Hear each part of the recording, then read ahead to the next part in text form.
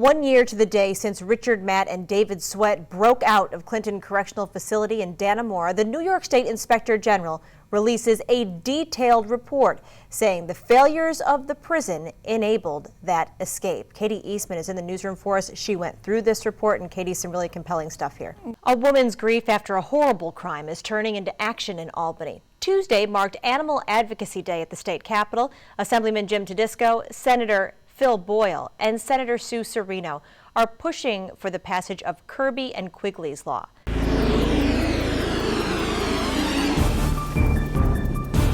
Good afternoon, everyone. I'm Kate Welschow. We're continuing to follow breaking news here on Time Warner Cable News. Happening right now, we are hearing from President Obama following the mass nightclub shooting in Orlando. We take you live now to Washington. People from Hoosick Falls rally at the state capitol to personally deliver their PFOA test results to lawmakers. Georgia Roman's in Albany with more on their mission today. Good evening to you, Georgia.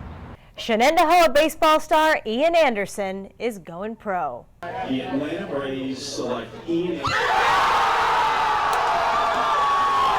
A celebration, to say the least, in Clifton Park as the senior pitcher was selected in the first round of the Major League Draft by the Atlanta Braves. Hillary Clinton makes history, becoming the first woman to hold the nomination for president in a major political party. Voters in 6 states went to the polls Tuesday night in the primaries.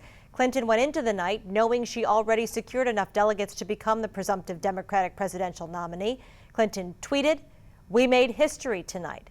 The father of Omar Mateen says his son was a respectful person and did not show any signs of violence. Sadiq Mateen spoke to reporters Monday morning. He condemned the attack and says it goes against the ideas and principles he taught his son.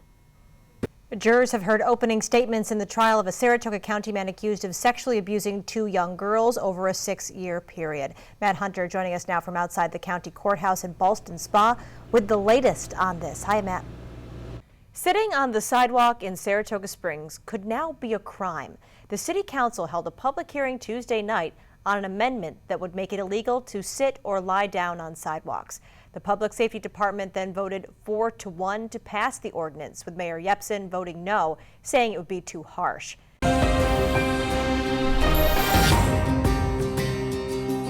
People in the North Country thank first responders who have saved the lives of overdose victims. Organized by Friends of Recovery, Warren and Washington County, Wednesday's ceremony honors nearly 40 law enforcement officers and first responders who have used the drug naloxone or Narcan to reverse a heroin or opiate overdose and save a life.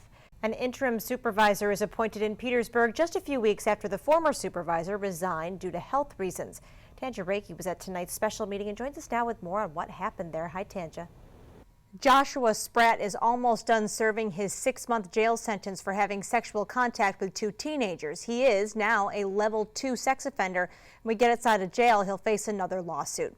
As Katie Eastman tells us, it's a civil suit that not only mentions him, but the entire city of Watervliet and its school district.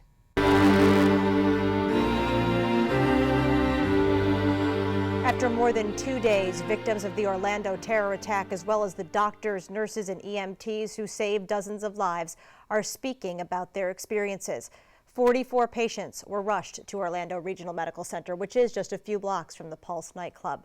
Nearly 30 are still admitted. About half are in the ICU. The other half are in various conditions from serious to stable. The Skylane Motel in Colony is finally coming down. Demolition on the building began today, and that's where we find our Georgia Roman. Georgia, this is something the town's been waiting for a while.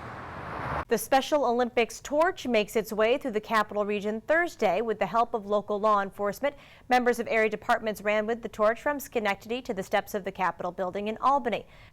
Very soon, you will have to be at least 21 years old to buy tobacco products in Albany County. County Executive Dan McCoy signed the law, which was approved by the county legislature last month. With McCoy's approval, Albany County joins Suffolk and Chautauqua counties, as well as New York City, as the only places in the state to raise the legal tobacco purchasing age to 21. Members of the African American clergy and the NAACP detail a series of conversations about current and future changes coming to the Albany Police Department. The talks with police leaders began after the tasing and death of Donald Dante Ivey.